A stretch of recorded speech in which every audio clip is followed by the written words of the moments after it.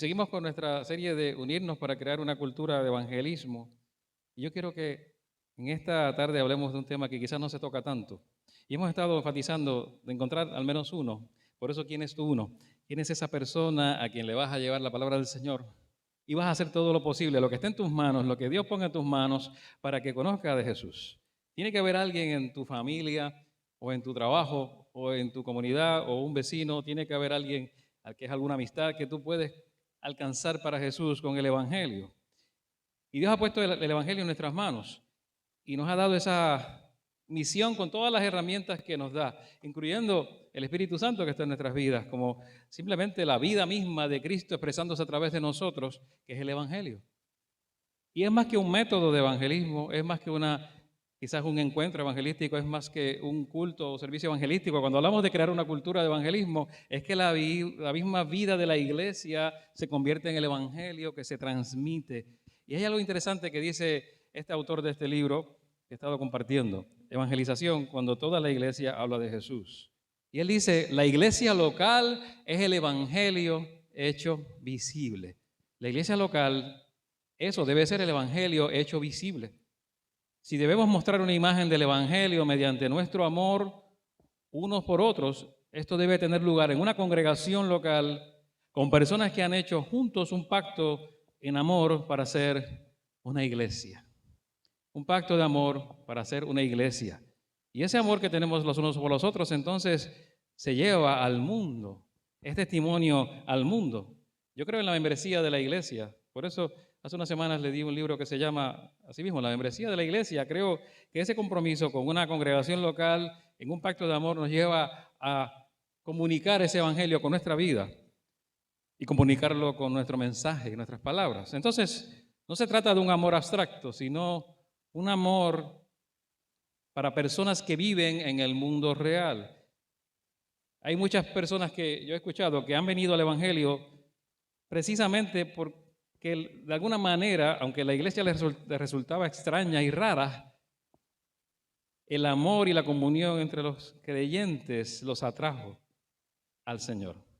Y eso es interesante. La gente puede encontrar que no entiende el evangelio, puede entender el lenguaje del amor entre los creyentes. Eso sí, no pueden entender el evangelio, pero pueden entender el lenguaje del amor cuando nos amamos genuinamente y oramos los unos por los otros y de una forma u otra nos buscamos para ver cuáles son las necesidades de cada uno y de una forma u otra nos mostramos ese amor de forma real. Por eso Jesús dijo, y quiero traer esto, y este pasaje de Juan, en esto conocerán todos que sois mis discípulos, si tuviereis amor los unos con los otros. Y esto tiene implicaciones prácticas en la iglesia de cómo yo amo a mi hermano, mi hermana, pero también implicaciones prácticas para la evangelización, porque la gente va a saber que somos genuinos discípulos de Dios cuando nos amamos. Y eso lo hemos dicho muchas veces, pero yo no me canso de repasarlo, porque yo lo necesito repasar. Yo tengo que recordarme a mí mismo que tengo que amar a mis hermanos.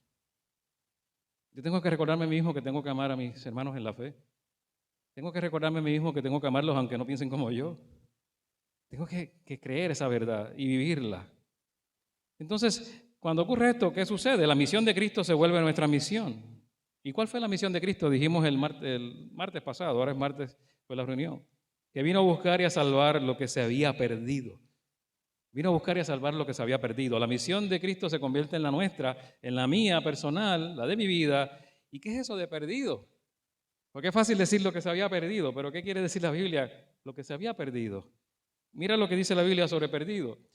Y miren la palabra en griego. El griego apolumi es perdido en la palabra de Dios. Precisamente en el pasaje en que Jesús dijo, vino a buscar lo que se había perdido. ¿Y sabe qué significa perdido? Significa destruir completamente. Significa perecer y perder también. Literalmente o figuradamente es destruido. Y quiere decir que alguien perdido en el lenguaje de Jesús, en ese pasaje, es alguien que va camino a la destrucción, a perecer eternamente. Y si supieras que alguien va de camino a la destrucción, en su vida física harías lo posible, estoy seguro que como creyente harías lo posible por evitar que se destruyera a sí mismo, su vida física. Si sabes que alguien está pensando suicidarse, harías lo posible para evitar que lo hiciera. Estoy seguro de que intentarías hacer algo tú o buscar a alguien que le ayude. Este autor de este libro que mencioné dice, los evangelistas son como consejeros entrenados, a quienes se les llama para hablar con personas que quieren suicidarse. Su propósito es evitar que la gente salte desde la cornisa. Los consejeros no usan la fuerza ni mienten, usan la verdad, la esperanza y la razón para persuadir. Ese es Max Stiles, el libro que les mencioné al principio. Y yo lo leí y me quedé sorprendido. Yo soy consejero, como de profesión, ¿no? Consejero profesional. Y cuando leo esto, los evangelistas son como consejeros. Y sí, si sabes que alguien va camino a la destrucción espiritual, vas a querer hacer algo por esa persona. Y si tienes el mensaje que salva y transforma, vas a querer compartirlo. Y si tienes la solución que es Jesucristo, vas a querer que no cometan suicidio espiritual, por decirlo de una manera, por decirlo de alguna forma. Y quiero hablarte esta tarde de un tema que tal vez no se aborda mucho en la iglesia hoy día, que tal vez en nuestro contexto no se habla tanto y se aborda de forma muy clara en un pasaje en la Escritura. Y quiero que veas esto porque realmente hay conversaciones que parecen incómodas a veces en nuestra vida. Hay temas que evitamos a veces porque son incómodos. Entre ellos puede estar la política, ¿verdad? Porque tiene muchas posturas. A veces el hablar de meramente religión. Pero si hay un tema que nos puede llevar a veces a no querer seguir hablando, es cuando se habla de dónde pasará la gente la eternidad y si la pueden pasar en el infierno. Es la palabra perdido que acabamos de mirar. La gente ya no habla ese lenguaje. Lamentablemente se ha borrado. Y estoy hablando dentro de la iglesia. Tú hablas de esto y ahí termina la conversación. Y si hay temas que siempre, ¿verdad?, mencionamos así en la iglesia, pero hoy yo quiero hablar de la eternidad y más específicamente para eso tengo que hablar de la realidad del castigo eterno o lo que la Biblia llama infierno. Con base en un pasaje claro que lo menciona claramente, y aunque hay otros que hablan de este castigo eterno o el infierno, este es bien claro. Ahora, ¿por qué hablar de castigo eterno o el infierno en la iglesia? En nuestro tiempo, voy a dar una razón que es muy personal, esa es mía. Yo pienso, y ese es mi punto de vista, que la comprensión bíblicamente correcta acerca de la eternidad nos debe llevar a un sentido de urgencia saludable de compartir a Jesús con los demás. Un sentido de urgencia saludable, énfasis en saludable. No es algo que te va a llevar a perder el sueño, no es algo que te va a llevar a sentirte culpable por hacerlo o no hacerlo, no es algo que te va a llevar a problemas, sino un sentido de urgencia saludable. Y ahí estaba la cita en inglés por si venía Yolanda, ¿verdad? Si ven algo en inglés yo lo sigo pasando. Era que para beneficio de ella ya estaba traducido. Ahora, qué importante es esto. Cuando yo decido pararme detrás de un púlpito o esto, que es el atril, o un predicador decide hacerlo, no hay un tema más impopular que este.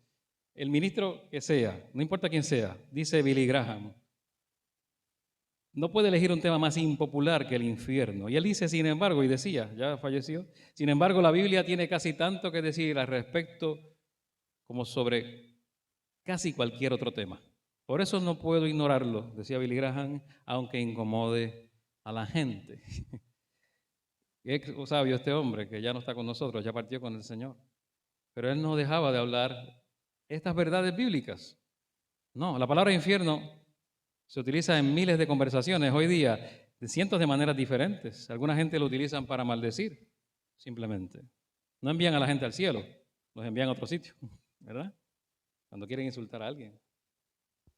Otros lo utilizan para describir sus vidas. Dicen que sus vidas se han convertido en un infierno por una razón u otra. Otros dicen que su casa es un infierno en la tierra y todas estas cosas que escuchamos.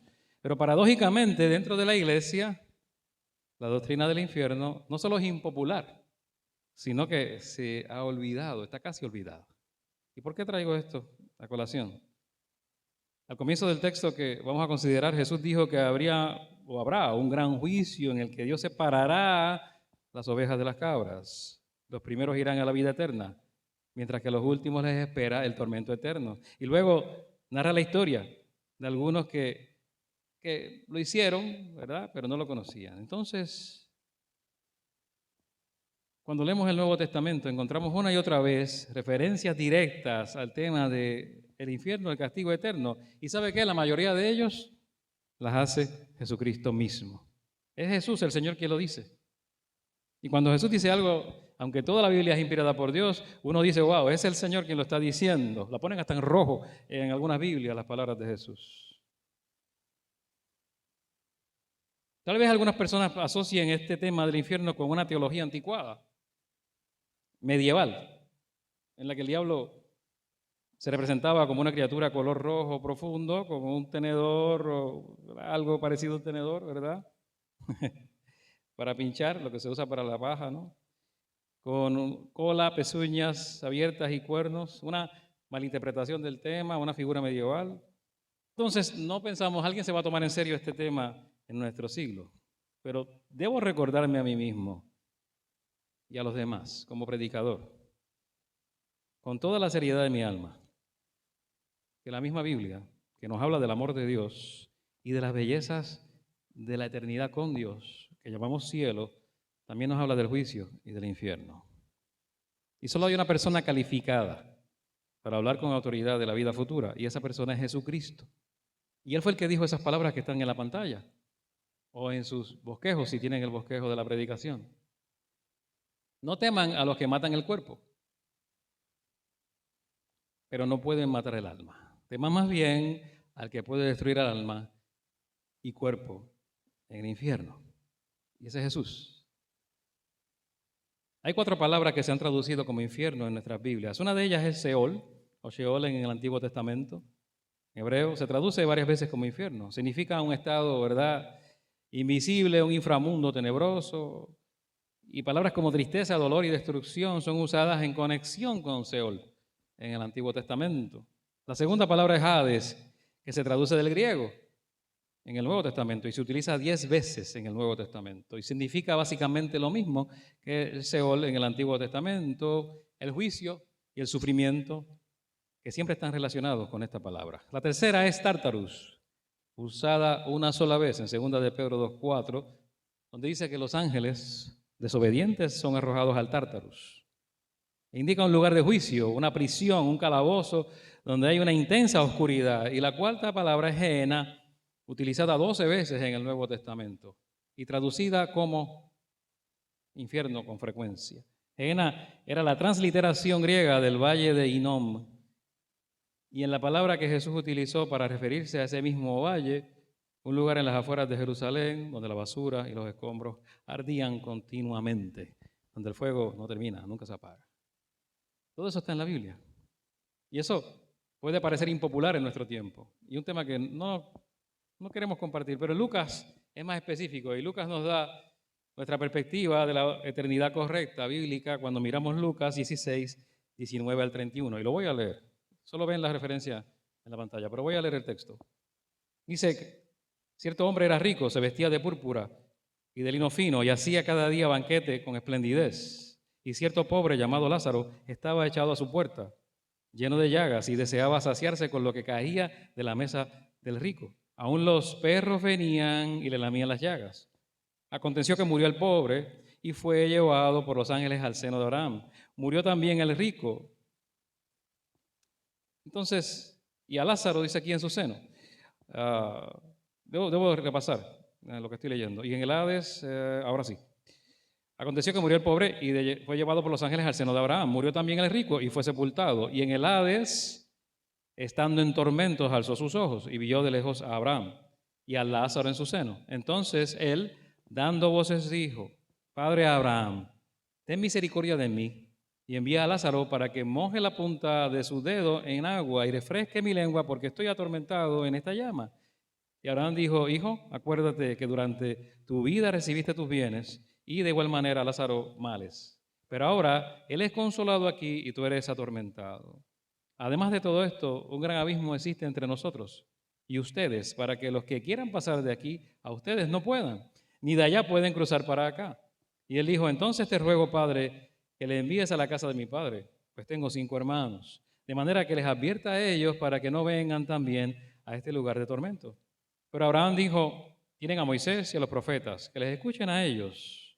Entonces él dijo, no, Padre Abraham, más bien si alguno va a ellos de entre los muertos, se arrepentirán. Pero Abraham le dijo, si no escuchan a Moisés y a los profetas, tampoco se persuadirán si alguno se levanta de entre los muertos. Fin de la cita.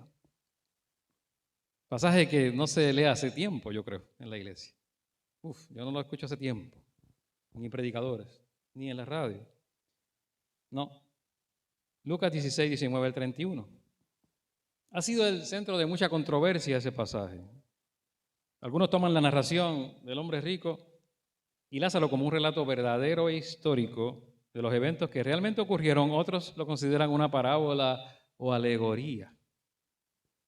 Quienes interpretan que esto es una narrativa como algo verdadero, un incidente verdadero, sabes que tienen varias razones para hacerlo. En primer lugar, la historia nunca se llama parábola. Jesús no dice eso, como hace en otras ocasiones. Muchas otras historias de Jesús son designadas como parábolas, como el sembrador y la semilla, el agricultor, la higuera estéril y la fiesta de las bodas. En segundo lugar, la historia del hombre rico y Lázaro utiliza el nombre real de una persona, lo cual no ocurre en las parábolas. Y esta particularidad la hace diferente de las parábolas ordinarias, ¿okay? Donde no hay personajes nombrados. Ahora, lo importante es que si la historia es un hecho real o una parábola, como se hacía en la antigüedad para llevar una enseñanza, la enseñanza detrás de ella sigue siendo la misma. Si no es una historia real, entonces es muy realista. Parábola o no, Jesús declara algo bien fuertemente. Usó esta historia para enseñar que después de la muerte los injustos están eternamente separados de Dios.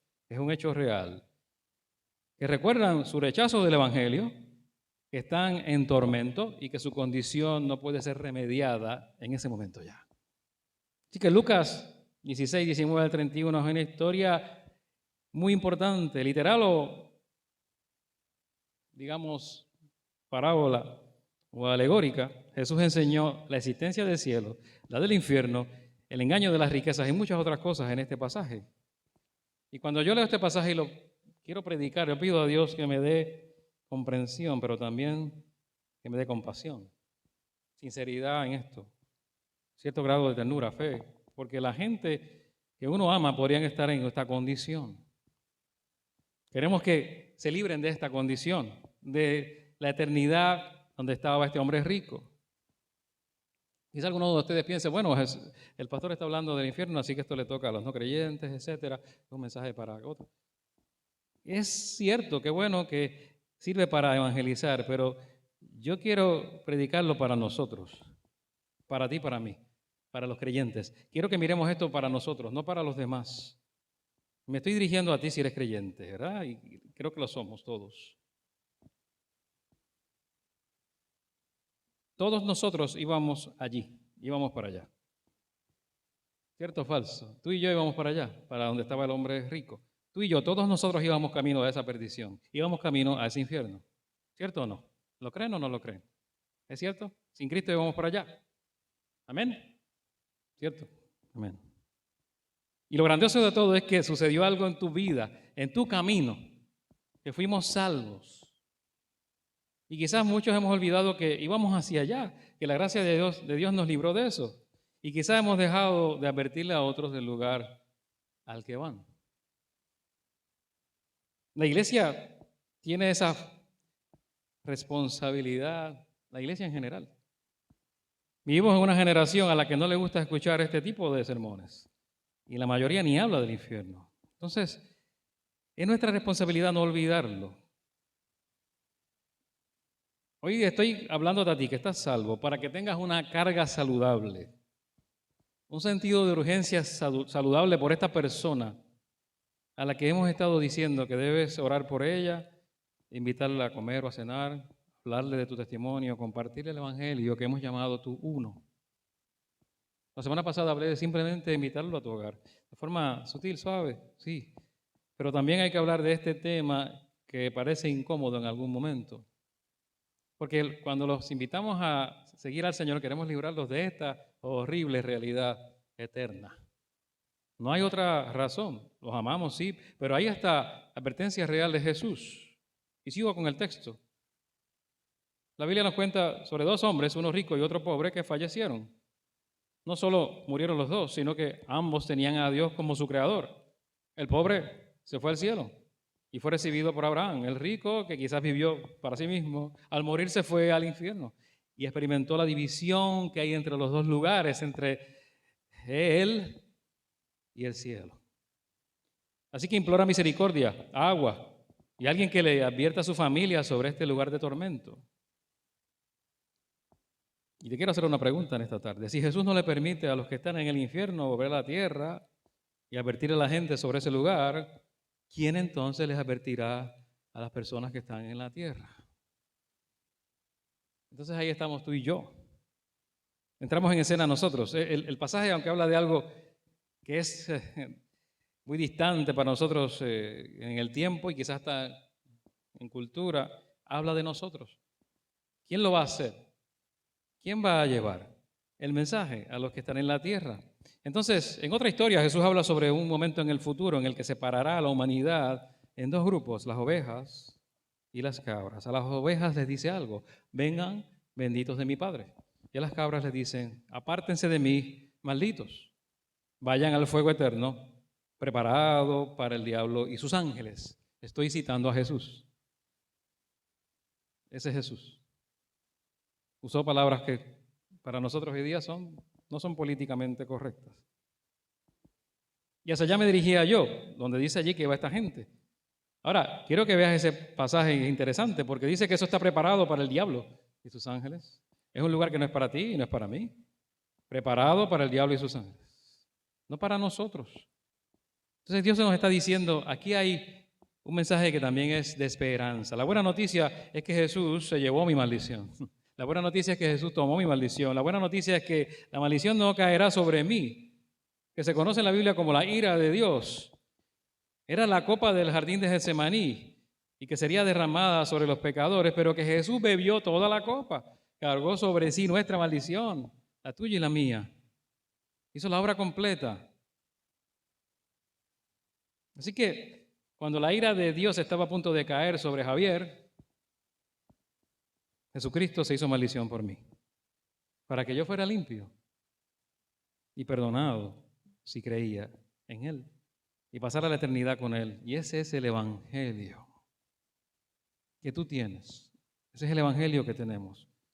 La Biblia habla sobre la realidad del cielo y una de las preguntas más difíciles que nos hacen a los cristianos, estoy seguro de que quizás algunos de ustedes se la han hecho, es la pregunta: ¿cómo es que un Dios amoroso podría enviar a alguien al infierno?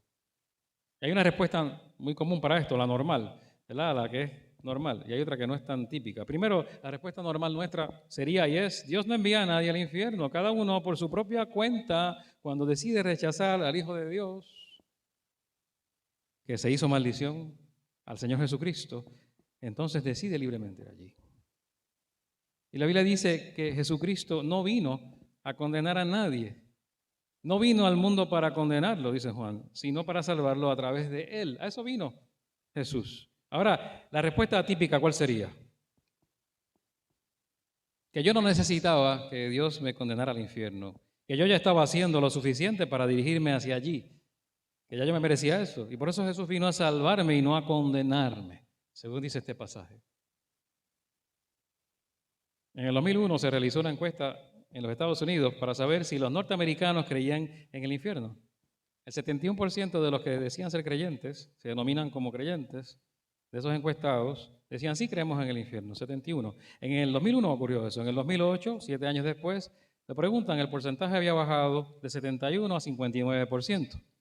Las personas que creían que había una existencia de un lugar así como castigo eterno. Y más recientemente, en el 2019, según un artículo de Coalición por el Evangelio, se encontró algo diferente. Y este artículo se llama "Desechar la doctrina del infierno nos lleva a odiar a nuestro prójimo". Interesante el título, Coalición por el Evangelio. Gente seria. Desechar la doctrina del infierno nos lleva a odiar a nuestro prójimo. Lo publicaron el 5 de marzo de 2019. El autor es Joe Carter, reverendo Joe Carter. Y señala que una investigación que hizo Alfa, ustedes saben lo que es Alfa, lo vimos en un momento, grupos Alfa, aquellos videos, Alfa USA, encontraron algo interesante. Fue una encuesta sobre el evangelismo que tenían los cristianos practicantes en ese momento. Y casi todos los cristianos practicantes en el 2019 creían que parte de su fe significa ser testigo de Jesús, del 95 al 97%. En todos los grupos generacionales. Y que lo mejor que le puede pasar a alguien es conocer a Jesús, 94 al 97% de todos los grupos generacionales. que casi todos los cristianos practicantes, ¿verdad?, pensaban que esto es importante. También dicen que, o decían que saben responder cuando alguien le hace preguntas sobre la fe en aquel momento, en el 2019.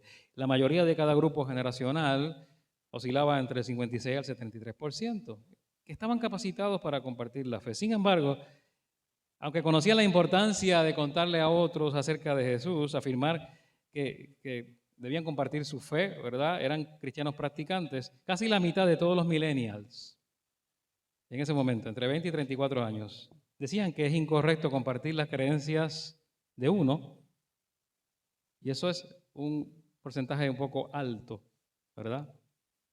Casi la mitad de todos los millennials. De la generación X, la nuestra, la mía, entre 35 y 53 años es la mía, y uno de cada 5 boomers y los ancianos. O sea que había mucha gente pensando que era incorrecto compartir las creencias con alguien que piensa diferente.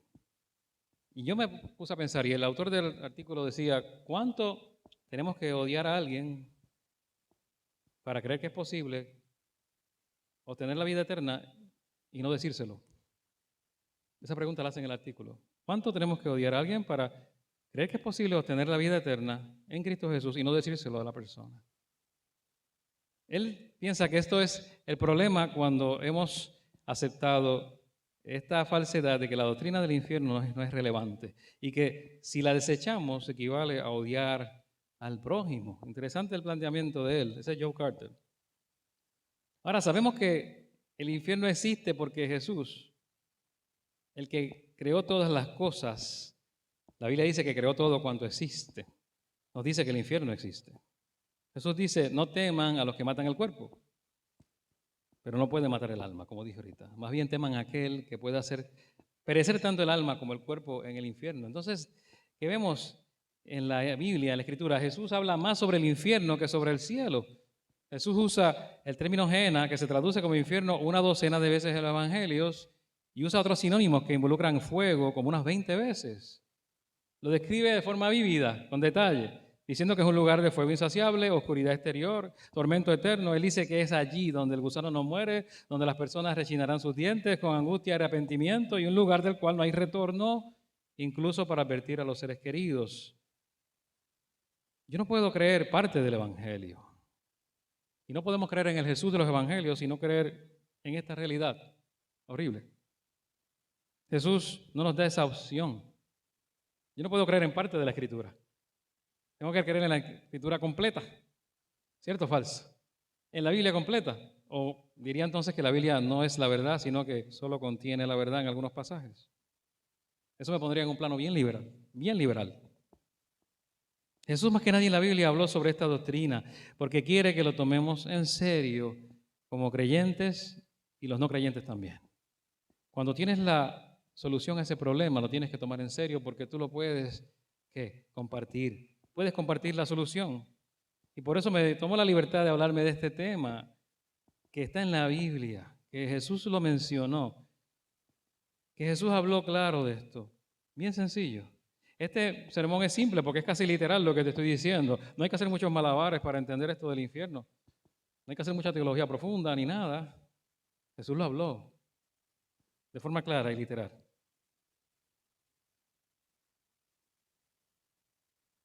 Y es algo que ya tú conoces.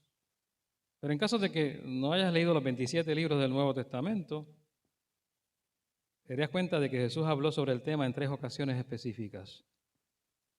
Una por cada vez que habló del cielo, habló también del infierno. Entonces quiero que miremos algo sobre este lugar que dice la Biblia. Lo que dice la Biblia es que el infierno es un lugar que es eterno, es para siempre. Es un lugar para siempre. El que va allí va para siempre. Les escribo, dice la primera carta de Juan, les escribo estas cosas a ustedes que creen en el nombre del Hijo de Dios para que sepan que tienen vida eterna. Ese es el buen mensaje, esa es la buena noticia. Hay una eternidad. Es un lugar para siempre. La eternidad para el creyente es buena y es para siempre, pero el infierno es para siempre también y es totalmente malo. Y esa es la parte negativa. Y creo que sepan algo, hay muchas cosas que quizás yo ignoro, que no sé. Hay muchas cosas que nunca voy a saber. No me considero ni intelectual ni nada por el estilo. Me gusta estudiar, sí, Creo que soy un poco disciplinado en eso, pero no soy intelectual. Lo que sí sé, y lo que sí sé te lo comparto en esta tarde y te lo diré. Que todos los que estamos aquí en este momento vamos a pasar la eternidad en algún lugar. Y los que estén escuchando, si hay alguien en la radio.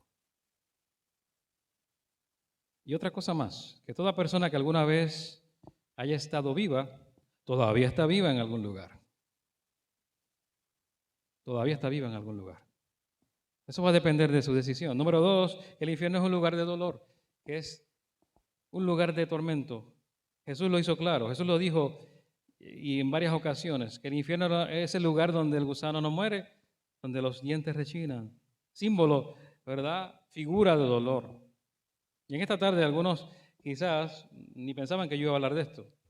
Y si de ahora en adelante dicen, pues Javier es el que predica del infierno, pues, ¿qué se va a hacer? ¿Es el único pastor que habla del infierno? Pues, ¿qué se va a hacer? Eso sería un elogio, porque el que habló del infierno fue Jesús. Fue Jesús. Fue nuestro Señor quien habló de esto. Sería un halago. Número 3, el infierno es un lugar de miedo. No es un lugar como lo presentan en las películas, donde la gente está con un pari eterno. Y cuando vemos esta realidad, ¿cuántos de ustedes están agradecidos quizás por las veces en que Dios los toma de repente, a pesar de lo que les diga un liberal, y no pueden dormir, no concilian el sueño, ni tienen tranquilidad por una verdad que han escuchado? Porque hay verdades que salvan, aunque sean incómodas. Y no importa lo que diga un liberal, si es la verdad, está en la Biblia, tenemos que escucharlo. ¿Sabe lo que este sermón puede hacer esta tarde o este mensaje? Puede encender señales en tu vida, algunas señales de alarma, provocar sentido de urgencia saludable en tu vida. Como ocurre en el carro cuando vas guiando y se prenden las señales en el dash o el panel de controles de tu auto. Te va diciendo, aquí hay peligro, hay riesgo, algo anda mal. Es lo mismo. Este tipo de mensaje lo que te dice es, quiero que salgas de aquí con algunas luces encendidas. Que digas, el pastor predicó sobre Jesús, sí, pero su mensaje me detuvo. Me detuvo. Detuvo mi camino. Y más, si detuvo tu camino y tu caminar hacia el castigo eterno, mucho mejor. Porque hablar de Jesús es importante, pero también hablar de todo lo que dijo Jesús y todo lo que los evangelios mencionan. Y eso es el infierno, está incluido. Y el castigo eterno está allí. Y es mejor salir de esta manera de un mensaje que salir contento o inspirado. Porque entonces esas señales de advertencia te pueden detener a un caminar que te lleva a la destrucción. Lo que Jesús dijo, que Él vino a buscar lo que se había perdido, lo que iba camino a la destrucción. De verdad, oro para que si es necesario te detengas de algunos caminos que estás transitando si te llevan a la destrucción. Oro por eso, porque Jesús por eso murió. Y si a mí como creyente me crea la urgencia de hablar de esta verdad para que otros se detengan en su camino y tomar esto en serio porque es la vida de alguien y la eternidad de alguien lo que está en juego, mucho mejor. Quizá ustedes leyeron el libro de Dante, La Divina Comedia, donde se describe ese viaje ficticio a través del infierno que el protagonista hizo para llegar al cielo. En la sección llamada Infierno llega allí y Dante describe la inscripción que puede leer en las puertas del infierno. Dice, oh vosotros, los que entráis, abandonad toda esperanza. Y aunque es ficticio, lo que dijo Dante es cierto. Ahí no hay esperanza, ninguna. En algunas denominaciones esto no se menciona. En algunas denominaciones esto no se habla. En otras se bautizan por los muertos, que es bien extraño, algunas sectas. Se bautizan y lo hacen en nombre de sus familiares ya fallecidos con la esperanza de que ellos puedan salir del infierno y entrar al cielo. Hacen ese tipo de cosas. Yo no estoy bromeando, eso lo hacen en algunas sectas. Y Dante llamó lo que escribió Divina Comedia. Yo lo que estoy viendo aquí es la verdad divina, la divina verdad. Que nos guste o no, el infierno es parte de esa verdad y es un lugar de tristeza. Y es un lugar que tú no quieres ir y no quieres que nadie vaya. Y es un lugar de miedo. Es un lugar de tristeza, como nos dice en la pantalla. Ahora, también es un lugar de soledad. Cada vez que lees un comentario sobre estos pasajes, ellos concuerdan en lo mismo. En ningún lado en la Biblia dice que el infierno tendrás compañeros entre los perdidos. En ese pasaje que leímos, aquel hombre estaba solo. Nadie irá a buscar a nadie, ni a juntarse con alguien. Por eso es que el rico de la parábola, o la historia literal, si es real, dice, por favor, que alguien les advierta a mis 5 hermanos sobre este lugar. Porque lo menos que él quisiera es que su familia llegara allí. Número 6, el infierno es un lugar de separación. Y esta tarde creo que le damos gracias por la bendición de haber recibido la salvación, porque eso nos permite tener comunión con Dios. Lo que hicimos hoy aquí cuando llegamos al cantar es comunión con Dios. Tienes acceso a la gracia, tienes acceso a orar, tienes acceso a través del Espíritu, con el Espíritu Santo al Padre. Jesucristo es tu abogado, el Espíritu está en ti, te ayuda a orar en tu debilidad. Tienes toda esa bendición, pero el infierno es separado de Dios. No existe nada de eso. No importa cuánto ore la persona, no importa cuánta buena intención tenga. Estar en pecado y sin Cristo es estar separado de toda esa bendición que tú y yo conocemos. Estar sin Cristo, sin el Espíritu Santo, sin todo eso en su vida, ese es el estado más terrible de la vida de una persona. Y cuando se traduce en una eternidad, después de fallecer físicamente, mucho peor. Y tú tienes la comunión. Tú tienes la relación con Dios. Di gracias a Dios por todas esas cosas. Agradécele a Dios cada día, cada mañana, por lo que tienes. Mucha gente no tiene eso. Pero en el infierno no se puede hacer nada de eso. Ahí no habrá un mañana. Nunca escuchará a alguien allí un saludo de buenos días. Nadie deseará buenas noches. No hay nada allí que sea bueno. Es tan malo que es el lugar al que algunos envían a otros cuando se enojan. No le dicen a la gente, vete para el cielo. Porque no existe otro lugar más horrible en nuestra mente. Y lo cierto es que yo no quisiera ver a nadie de la gente que amo ir hacia ese lugar. Por eso yo deseo dedicar mi vida a predicar el Evangelio. A que el mensaje del Evangelio se interponga en el camino de todo hombre, mujer, niño o niña que yo conozca. Porque ¿quién en su sano juicio no proclamaría al que lo salvó de un destino como este? Y esa es la urgencia saludable.